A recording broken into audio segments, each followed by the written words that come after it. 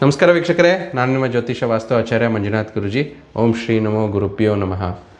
ವೀಕ್ಷಕರೇ ನೋಡಿ, ಇವತ್ತಿನ ವಿಶೇಷ ಒಂದು ಟಾಪಿಕ್ ಏನು ಅಂತಂದರೆ, ನಾಳೆ ನಡೀತಾ ಇರುವಂಥ ತುಂಬ ವಿಶೇಷ ಒಂದು ಕಂಕಣ ಸೂರ್ಯಗ್ರಹಣ ಜರುಗ್ತಾ ಇದೆ. ಅದರ ಜೊತೆಯಲ್ಲಿ ಈ ವರ್ಷದಲ್ಲಿ ಈ ಒಂದು ಆಷಾಢ ಮಾಸದ ಕೊನೆ ಭಾಗದಲ್ಲಿದ್ದೀವಿ. ಏನಂತಂದರೆ ಜ್ಯೋತಿರ್ಭೀಮೇಶ್ವರ ವ್ರತ.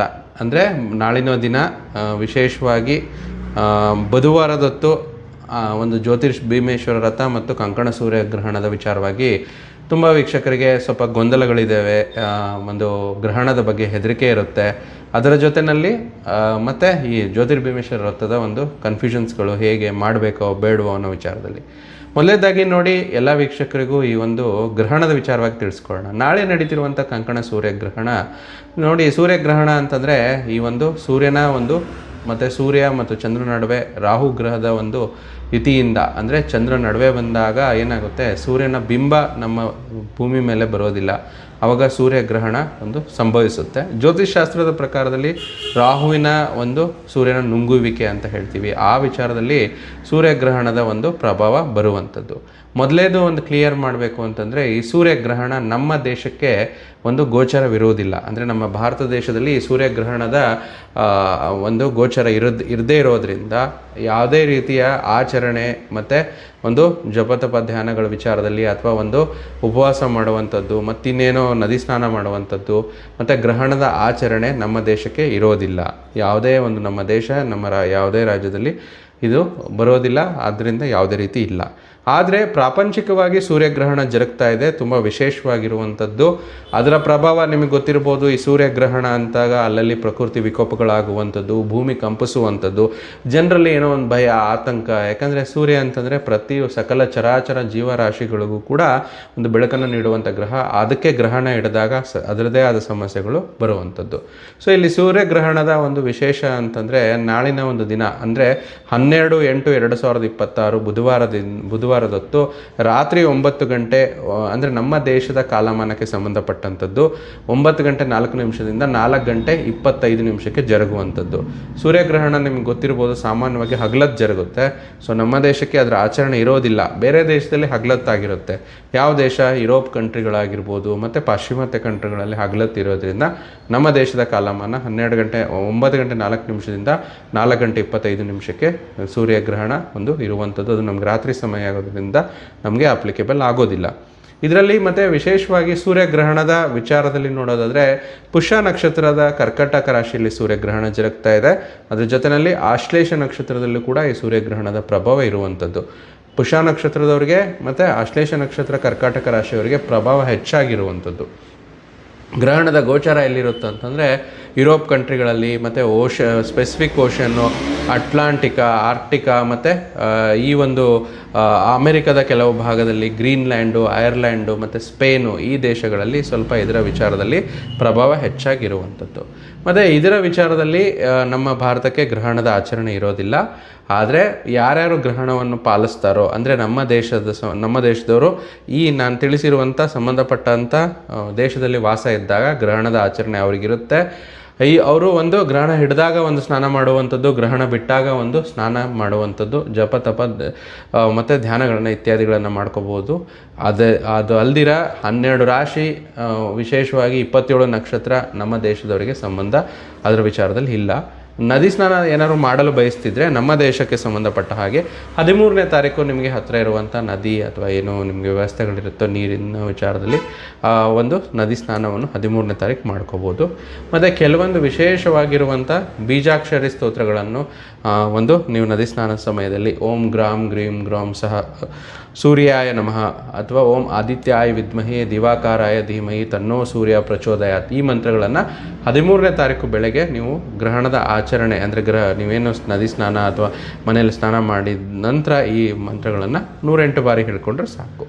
ಇನ್ನು ಉಳಿದಂತೆ ವಿಶೇಷವಾಗಿ ನಾಳೆ ಜ್ಯೋತಿರ್ಭೀಮೇಶ್ವರ ವ್ರತ, ಭೀಮನ ಅಮಾವಾಸ್ಯೆ ನಾಳೆ ಇರುವಂಥದ್ದು. ಅದು ಒಂದು ವಿಶೇಷ ಅಂತ ಹೇಳ್ತೀವಿ. ಸೊ ಭೀಮನ ಅಮಾವಾಸ್ಯೆ, ಜ್ಯೋತಿರ್ಭೀಮೇಶ್ವರ ವ್ರತದ ಸಂಕ್ಷಿಪ್ತ ಮಾಹಿತಿ ಎಲ್ಲವನ್ನೂ ಹೇಳೋಕ್ಕಾಗಲ್ಲ, ಸಂಕ್ಷಿಪ್ತವಾಗಿ ಹೇಳ್ಬೋದು. ಜ್ಯೋತಿರ್ಭೀಮೇಶ್ವರ ವ್ರತ ಅಂದರೆ ಈ ಆಷಾಢ ಮಾಸದ ಅಮಾವಾಸ್ಯೆ ಅಂದರೆ ಭೀಮನ ಅಮಾವಾಸ್ಯೆ ಆಚರಿಸಲಾಗ್ತಿದೆ ನಾಳಿನ ದಿನ. ಅಂದರೆ 12/8/2026 ಬುಧವಾರದ ದಿನ ಅಂತ ಹೇಳ್ತೀವಿ. ಇದು ಅವರ ಒಂದು ಯಾವುದೇ ಒಂದು ಸುಮಂಗಲರಿಗೆ ಪತಿಯ ಒಂದು ಸಂಜೀವಿನಿ ರಥ ಅಂತ ಹೇಳ್ತಾರೆ ಆ ವಿಚಾರದಲ್ಲಿ. ಸೊ ಇಲ್ಲಿ ಏನಾಗುತ್ತೆ, ಶಿವನನ್ನು ಜ್ಯೋತಿ ಸ್ವರೂಪದಲ್ಲಿ ಪೂಜಿಸಲಾಗ್ತದೆ. ಈ ವಿಶೇಷ ರಥದ ವಿಶೇಷಗಳು ಏನು ಅಂತಂದರೆ, ಇದನ್ನು ಮುತ್ತೈದೆಯರು ತಮ್ಮ ಪತಿಯ ದೀರ್ಘಾಯುಷು ಮತ್ತು ಆರೋಗ್ಯಕ್ಕಾಗಿ ಆಚರಿಸ್ತಾರೆ. ಮತ್ತು ದೀಪ ಅಥವಾ ದೀಪದ ಸ್ತಂಭವನ್ನು ಶಿವನ ಜ್ಯೋತಿ ರೂಪವಾಗಿಟ್ಟು ಪೂಜೆ ಮಾಡಲಾಗ್ತದೆ. ಮತ್ತು ಮಣ್ಣಿನ ಅಥವಾ ಅಕ್ಕಿಯಿಂದ ಶಿವಲಿಂಗವನ್ನು ಮಾಡಿ ಪೂಜಿಸುವ ಪದ್ಧತಿ ಈ ಒಂದು ವ್ರತದ ವಿಶೇಷತೆಗಳಾಗಿರುವಂಥದ್ದು. ಈ ಪೂಜಾ ವಿಧಾನಗಳಲ್ಲಿ ಅತ್ಯಂತ ವಿಶೇಷವಾಗಿ ನೋಡೋದಾದರೆ ಪೂಜಾ ಸಾಮಗ್ರಿಗಳು ಏನೇನು ತೊಗೋಬೇಕು ಜ್ಯೋತಿರ್ಭೀಮೇಶ್ವರ ವ್ರತ ಮಾಡಬೇಕು ಅಂತಂದರೆ. ಸೊ ಅದರಲ್ಲಿ ಮೊದಲೇದಾಗಿ ಪೂಜಾ ಸಾಮಗ್ರಿಗಳಲ್ಲಿ ಜ್ಯೋತಿರ್ಭೀಮೇಶ್ವರಕ್ಕೆ ವ್ರತಕ್ಕೆ ಸಂಬಂಧಪಟ್ಟಂಥದ್ದು ಕೆಲವೊಂದು ಹಿಟ್ಟಿನ ದೀಪಗಳನ್ನು ಮಾಡಿಕೊಳ್ಳುವಂಥದ್ದು. ಏನೇನು, ಅಕ್ಕಿ ಹಿಟ್ಟು ಮತ್ತು ಬೆಲ್ಲದಿಂದ ಮಾಡಿರುವಂಥ ಒಂದು ದೊಡ್ಡ ತಂಬಿಟ್ಟು ಮಾಡ್ಬೋದು, ಅಥವಾ ಬೆಲ್ಲದಿಂದ ಮಾಡಿರುವಂಥ 2 ದೊಡ್ಡ ದೀಪಗಳನ್ನು ಕೂಡ ನೀವು ಇದನ್ನು ಬಳಸ್ಬೋದು. ಮಣ್ಣಿನ ಅಥವಾ ಹಿಟ್ಟಿನ ಶಿವ ಪಾರ್ವತಿಯ ವಿಗ್ರಹಗಳನ್ನು ಬಳಸಿದರೆ ತುಂಬ ಒಳ್ಳೆಯದು. ಮತ್ತು ಅರಿಶಿಣ, ಕುಂಕುಮ, ಗಂಧ, ಅಕ್ಷತೆ, ಅದಲ್ದಿರ ಬಿಲ್ವಪತ್ರೆ, ಗರಿಕೆ, ವಿವಿಧ ಪುಷ್ಪಗಳು ಮತ್ತು ಪೂಜಾ ದಾರ, ಅದೇನೆಂದರೆ ಕಂಕಣ. ಇದೇನಂತಂದರೆ 9 ಗಂಟುಗಳಿರುವ ದಾರನ್ನು ನೀವು ಉಪಯೋಗಿಸ್ಕೋಬೋದು. ಮತ್ತು ನೈವೇದ್ಯಕ್ಕೆ ಏನೇನು ತೊಗೋಬೋದು, ತಂಬಿಟ್ಟು ಮತ್ತು ಕಡುಬು ಅಂದರೆ ನಾಣ್ಯಗಳನ್ನು ಒಳಗಿಟ್ಟು ಹಿಟ್ಟಿನ ಉಂಡೆಗಳನ್ನು ಮಾಡುವಂಥದ್ದು, ಹಣ್ಣು ಹಂಪಲುಗಳನ್ನು ನೀವು ನೈವೇದ್ಯಕ್ಕೆ ಬಳಸ್ಬೋದು. ಇದು ಪೂಜಾ ಸಾಮಗ್ರಿಗಳಾದರೆ, ಸರಳ ಪೂಜಾ ವಿಧಾನ ಏನು ಅಂತಂದರೆ ತುಂಬ ವಿಶೇಷವಾಗಿ ಮೊದಲೇ ಪಾಯಿಂಟ್ ನಂಬರ್ 1 ಶುಚಿತ್ವವನ್ನು ಕಾಪಾಡಿಕೊಳ್ಳಿ. ನಾಳಿನ ಮುಂಜಾನೆ ಬೇಗ ಎದ್ದು ಅಭ್ಯಂಗನ ಸ್ನಾನ ಮಾಡಿ ಶುಭ್ರವಾದ ವಸ್ತ್ರಗಳನ್ನು ಧರಿಸಬೇಕು. ಮತ್ತು ತದನಂತರ ಮಂಟಪದ ಸ್ಥಾಪನೆ ಅಂದರೆ ಪೂಜಾ ಸ್ಥಳಗಳನ್ನು ಸ್ವಚ್ಛಗೊಳಿಸಿ ರಂಗವಲ್ಲಿ ಅಥವಾ ರಂಗೋಲಿಯನ್ನು ಹಾಕಿ ಮಣೆ ಇಡುವಂಥದ್ದು. ಮಣೆಯ ಮೇಲೆ ಅಕ್ಕಿ ಹಾಕಿ ಕಲಶ ಇಡಬೇಕು. ಮತ್ತು ಜ್ಯೋತಿಯ ಸ್ಥಾಪನೆ ಅಂದರೆ ಅಕ್ಕಿ ಹಿಟ್ಟು ಮತ್ತು ಬೆಲ್ಲವನ್ನು ಬಳಸಿ 2 ಪ್ರಮುಖ ದೀಪಗಳನ್ನು ಅಂದರೆ ಜ್ಯೋತಿಯನ್ನು ತಯಾರಿಸಿ ತುಪ್ಪವನ್ನು ಹಾಕಿ ದೀಪ ಹಚ್ಚಬೇಕು. ಈ ದೀಪಗಳು ಶಿವಪಾರ್ವತಿಯರಂತ ಒಂದು ಭಾವಿಸಲಾಗ್ತದೆ. ಧ್ಯಾನ ಮತ್ತು ಪೂಜೆ. ಸೊ ವಿಶೇಷವಾಗಿ ಈ ಒಂದು ಪೂಜಾ ಸಮಯದಲ್ಲಿ ಓಂ ನಮಃ ಶಿವ ಮಂತ್ರವನ್ನು ಜಪಿಸುತ್ತಾ ಬಿಲ್ವಪತ್ರೆ, ಹೂಗಳಿಂದ ದೀಪಗಳಿಗೆ ಪೂಜೆ ಮಾಡುವಂಥದ್ದು. ಅರಿಶಿನ, ಕುಂಕುಮ ಮತ್ತು ಗಂಧವನ್ನು ಅರ್ಪಿಸಬೇಕು. ಮತ್ತು ಕಂಕಣ ಧಾರಣೆ ಸರಳ ಪೂಜಾ ವಿಧಾನ ಸಮಯದಲ್ಲಿ ಪೂಜಿಸಿದ 9 ಗಂಟುಗಳಿರುವ ಪೂಜಾ ದಾರವನ್ನು ಕಂಕಣ ಮುತ್ತೈದರು ತಮ್ಮ ಬಲಗೈಗೆ ಕಟ್ಟಿಕೊಳ್ಳುವಂಥದ್ದು. ನೈವೇದ್ಯ ಸಿದ್ಧಪಡಿಸಿದ ಕಡುಬು, ತಂಬಿಟ್ಟು, ಹಣ್ಣುಗಳು ದೇವರಿಗೆ ನೈವೇದ್ಯ ಮಾಡುವಂಥದ್ದು. ಮತ್ತು ಆರತಿ ಪೂಜೆ ಸಮಯದಲ್ಲಿ ಪೂಜೆಯ ಕೊನೆಯಲ್ಲಿ ಕರ್ಪೂರದ ಆರತಿ ಬೆಳಗಿ ಈ ಒಂದು ವಿಶೇಷವಾದ ಸಮರ್ಪಣೆಗಳನ್ನು ಮಾಡಿಕೊಳ್ಳುವಂಥದ್ದು. ವೀಕ್ಷಕರೇ, ನಾವು ನಿಮಗೆ ಸರಳ ಪೂಜಾ ವಿಧಾನದ ಬಗ್ಗೆ ಹಾಗೂ ಪೂಜಾ ಸಾಮಗ್ರಿಗಳ ಬಗ್ಗೆ ನಾವು ತಿಳಿಸ್ಕೊಟ್ವಿ. ಚಿಕ್ಕದಾಗಿ ನೋಡಬೇಕಾದ್ರೆ ಜ್ಯೋತಿರ್ಭೀಮೇಶ್ವರ ವ್ರತದ ಒಂದು ಸಂಕ್ಷಿಪ್ತ ಕಥೆಯನ್ನು ನೋಡಿದಾಗ, ಯಾಕಂದರೆ ಜ್ಯೋತಿರ್ಭೀಮೇಶ್ವರ ವ್ರತ ಅಂದರೆ ತುಂಬ ವಿಶೇಷವಾದ ವ್ರತ, ಅದರ ಒಂದು ಕಥೆ ಆಚರಣೆ ಹೀಗಿರುವಂಥದ್ದು. ಒಂದು ಸಂಕ್ಷಿಪ್ತವಾಗಿ ನೋಡೋದಾದರೆ, ಪೂರ್ವದಲ್ಲಿ ಒಬ್ಬ ಬಡ ಬ್ರಾಹ್ಮಣನಿದ್ದನು. ಅಂದರೆ ಇದೊಂದು ಶಾಸ್ತ್ರದಲ್ಲಿ ಹೇಳಿಲಾಗಿರುವಂಥ ಕತೆ.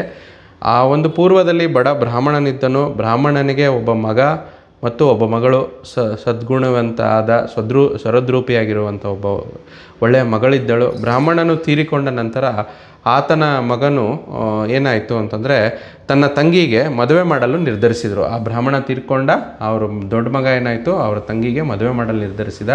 ಆದರೆ ಬಡತನದ ಕಾರಣ ಅವರೇನಾಯಿತು, ಒಂದು ಲೋಭಿ ಅಥವಾ ಕ್ರೂರನಾದ ರಾಜಕುಮಾರನಿಗೆ ಅವಳಿಗೆ ಮದುವೆ ಮಾಡಿಕೊಡ್ಬೇಕಾಗಿರುವಂಥ ಒಂದು ಸಂದರ್ಭ ಏರ್ಪಡಾಯಿತು. ದುರಾದೃಷ್ಟವಸ್ತ ಏನಾಯಿತು, ಮದುವೆ ಆದ ಕೆಲವೇ ದಿನಗಳಲ್ಲಿ ಆ ರಾಜಕುಮಾರನು ತೀರ್ಕೊಳ್ತಾರೆ.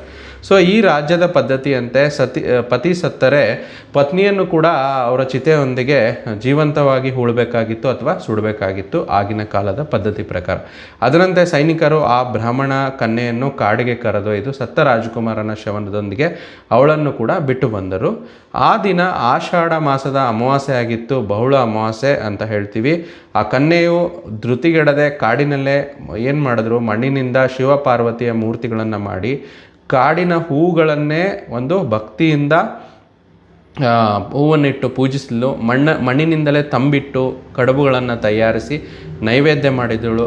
ಅವಳ ನಿಶ್ಚಲವಾದ ಭಕ್ತಿಗೆ ಮೆಚ್ಚಿದ ಜಗನ್ಮಾತೆಯಾದ ಪಾರ್ವತಿ ಹಾಗೂ ಪರಮೇಶ್ವರರು ಪ್ರತ್ಯಕ್ಷರಾದರು. ಈಶ್ವರನು ತನ್ನ ತ್ರಿಶೂಲದಿಂದ ಅವರಿಗೆ ಒಂದು ಸತ್ತ ರಾಜಕುಮಾರನನ್ನು ಮುಟ್ಟಿ ಆತನ ಪುನರ್ಜನ್ಮ ನೀಡಿರುವಂಥ ವಿಶೇಷವಾದ ಕಥೆ ಇದು. ಹೀಗೆ ಜ್ಯೋತಿರ್ಭೀಮೇಶ್ವರ ವ್ರತದ ಪ್ರಭಾವದಿಂದ ಆ ಕನ್ಯೆಯು ಏನಾಯಿತು, ತನ್ನ ಪತಿಯ ಪ್ರಾಣವನ್ನು ಮರಳಿ ಪಡೆದು ಸುಖವಾಗಿ ಬಾಳಿದಳು.